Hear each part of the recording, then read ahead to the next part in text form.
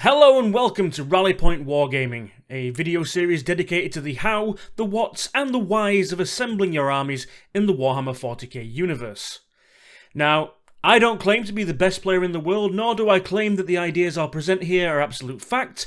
It's simply my opinion, which is why I'll do my best to explain each choice, as well as going through the list itself, though in the interest of keeping these in a more bite-sized format, I won't be deep diving into every last detail, potential stratagem, or battlefield scenario you may come across, but if you agree, disagree, or just want to tell me I'm wrong, well, that's what the bottom half of the internet is for.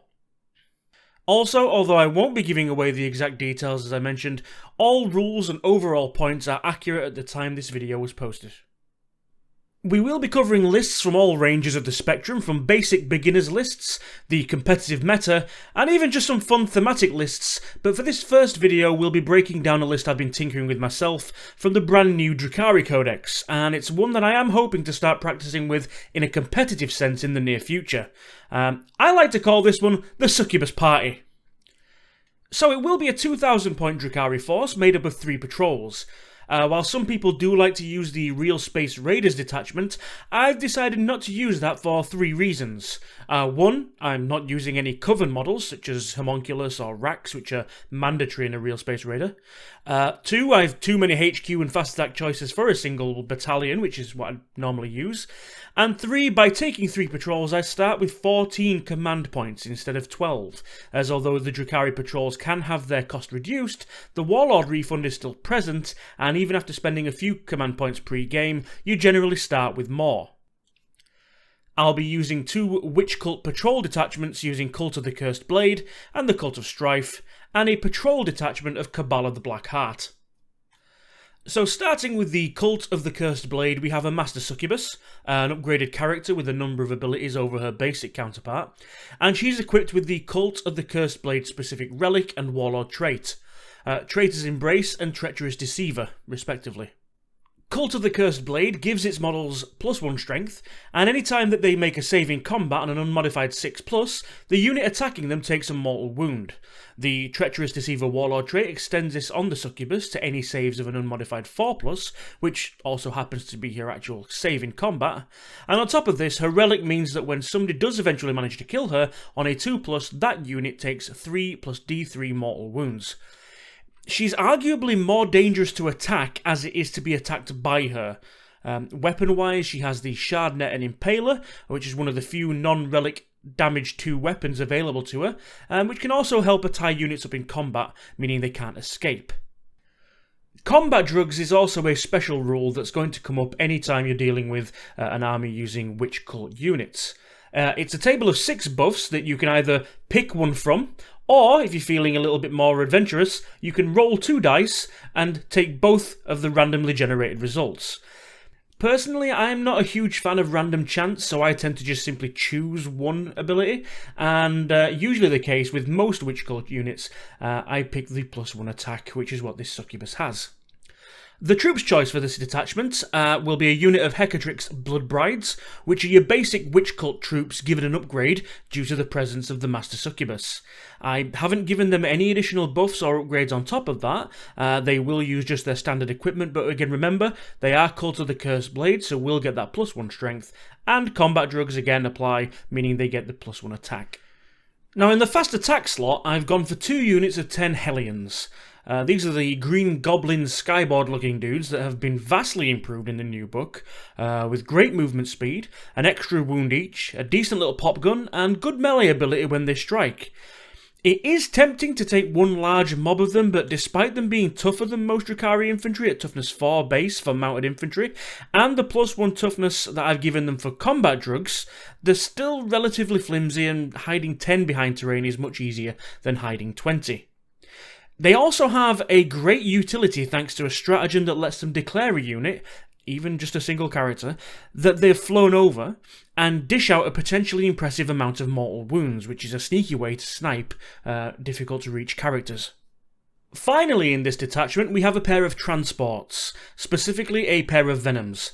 Fast, with a pair of splinter cannons, they're not bad as harassers on their own right, and the chain snares upgrade, along with the +1 strength from Cult of the Cursed Blade, means that they don't do a half bad job in melee, with 6 attacks, hitting on 4s or 3s later in the game, strength 7, AP 1, damage 1. Their transport capacity is only 6 models, as they are the light transport, so as you may have gathered, the Blood Brides that I mentioned earlier can't fit. But luckily, Drukhari transports don't discriminate so long as the unit embarking is Drukhari infantry. It doesn't matter what cabals, cults or covens they belong to, anyone can catch this cab. The second detachment is another witch cult detachment, this time from the Cult of Strife, a cult that allows its units to fight first in melee and gain bonuses to their charge roll if you have no other units engaged with their target. Now, while that's pretty good, there's actually a couple of other reasons that I've done this. The first is that I wanted a second unit of Blood Brides, equipped exactly the same as the first, so I won't really go through them again, and you can only upgrade one unit of witches per detachment, providing that detachment has a Master Succubus. Now, there's no problem having multiple Masters in your army, so long as they are in different detachments, and you cannot have 2 from the same cult. The other reason is that on the same day they released this book, a second book, Warzone Charadon, the Book of Rust, was released that contains a number of additional rules for specific elements of multiple armies, and the Drukhari, specifically the Cult of Strife, are included. Now, yes, this may seem a little bit like Day 1 DLC, but it is what it is, and it's not a discussion that I really want to get into here, but it does provide the Cult of Strife with some additional warlord traits, relics, and stratagems, and this is where the second Master Succubus comes in. She has a basic weapon, the Razor Flail, which seems underwhelming at first, being only AP 1, damage 1, but for each attack made with them you actually get 2 attacks, which means that again, with combat drugs, she's swinging in with 14 attacks basic. The relic, Dark Lotus Toxin, adds +1 damage to those flails, and also +1 strength, so they're moderately dangerous, but it's not until her warlord trait that she starts to get silly. Competitive Edge means that providing she's only hitting one unit, for every attack that fails to reach the assigned damage step, i.e. after the hit rolls, wound rolls and save rolls are made, she can immediately make that many more attacks, which with Razor Flails will again double. This means that if she rolls 14 attacks, hits with 12, wounds with 6, and 3 are saved, 3 lots of damage goes through. And for the 11 dice that didn't, you get to make another 22 attacks. Now, this doesn't keep stacking indefinitely, the extra attacks don't keep triggering over and over, and I can see how this may not be as effective as other options, but I do think it will still be a fun thing to experiment with. I can also see an argument to give her the +1 strength combat drug, but that can be easily interchanged in testing. So, at the moment, I have a Succubus that is a suicide bomber for all intents and purposes, and one that's a living blender. The third and final Succubus, however, I think will be the far more dangerous duelist. She has the Triptych Whip, which replaces an Agonizer, which adds 3 attacks to her profile, meaning that once again with combat drugs she has 10 attacks that hit on 2+, as do all the Succubus, an armor penetration of 3 and 2 damage per wound. It's also a poison weapon, which is a special weapon type common in Drukhari, that have a fixed damage roll versus anything but vehicles or titanic units. In this case, it means that she will always wound on a 2+. Now, that may sound good, but on top of that, she also has the warlord trait Precision Blows, and this means that each time she rolls a hit roll of an unmodified 6, instead of continuing to roll to wound for that individual attack dice, the target unit suffers mortal wounds equal to the damage of the weapon, in this case 2. You still roll to wound with the rest of the hits, you just simply take out the 6s and apply that damage as mortals. Now, there are weapon combinations out there that means that you could get Precision Blows to be dealing more than just 2 mortal wounds. However, I think the benefits of the high AP and 2+ poison damage makes this a much better duelist, especially meaning that she can take down things like monstrous creatures. I will also note that while I've been mentioning warlord traits a lot during this video, this particular Succubus will be my actual warlord. The other Succubi that have their warlord traits and also their relics will be buying them using command points.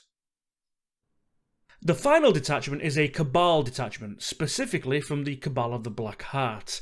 Now, while this Cabal was known most infamously for the stratagem Agents of Vect, which has seen a significant change in this new book, I still think it's a very relevant Cabal due to the abilities it provides.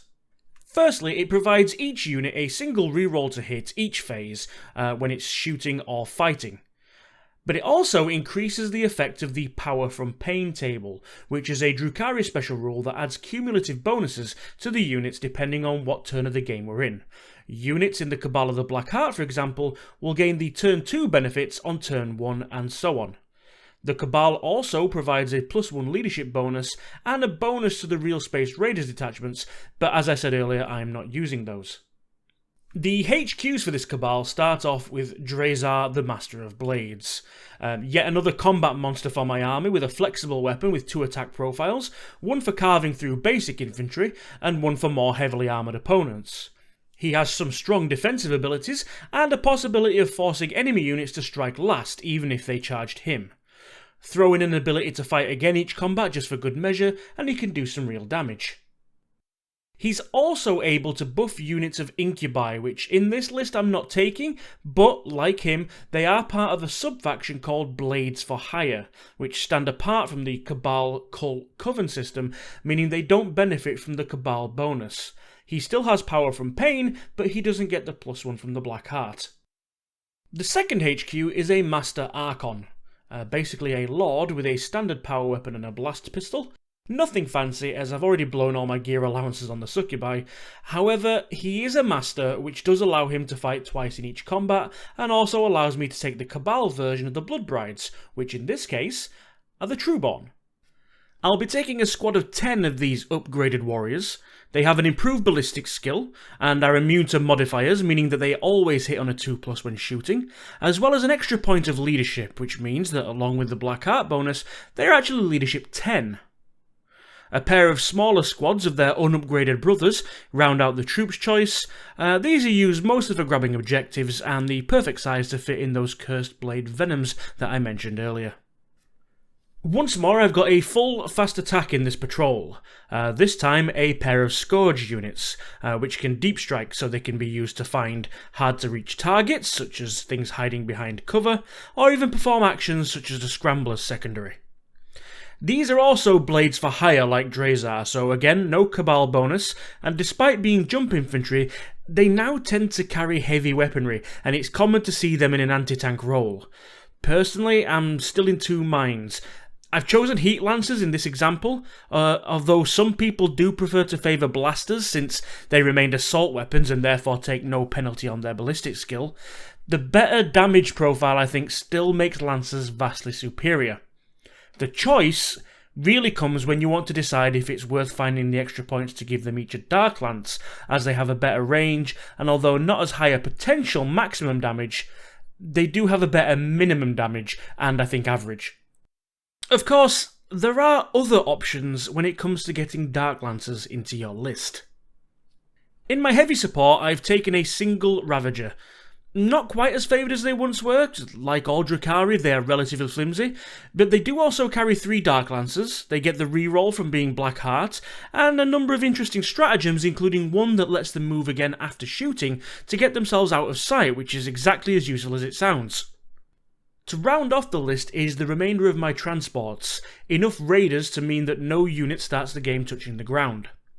The one with the Splinter Axe is for the Trueborn, and this upgrade means that they can use the rapid fire benefit of their Splinter Rifles at maximum range, while the other 2 are for the Blood Brides.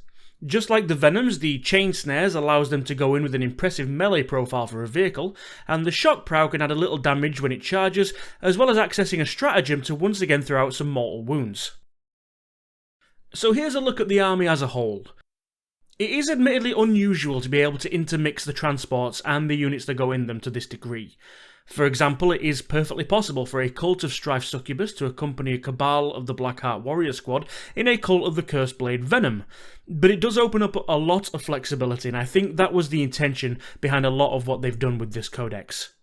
The characters will indeed be distributed into transports, with the Archon going with the Trueborn, the Master Succubi with the 2 Blood Brides units, and finally Drazar and the remaining Succubus in the Venoms with the Warriors, although there is always the option of delivering one of them, probably Drazar, via Webway. As stated, the list comes out at 2,000 points on the nose and spends 4 command points at the start of the game, 2 for additional relics, and 2 for additional warlord traits, meaning you start the game with 10. Any additional pre-game spend will be a case-by-case basis, such as the aforementioned Webway, and that's really all there is to it. Now, as I've said before, this is just my opinion. This is the list I've devised based on my preference and my playstyle. Yes, there are things that can beat it. Yes, there are things that will annihilate it. But at the same time, there are lists that will really have a bad matchup against Drukhari in general. Every list has that rock, paper, scissors element to it, but by all means leave a message in the comments if you do have any suggestions, or even if this was helpful to you. If you do want to take this list and try it out yourself, then by all means do so. All I would ask is that you let me know how you get on. It's always good to get a second opinion. But that is going to do it for this video, so thank you very much for watching. If you've enjoyed this video, then you know the drill by now. Please comment, like and subscribe, feed the algorithm, and I will see you once again at the Rally Point.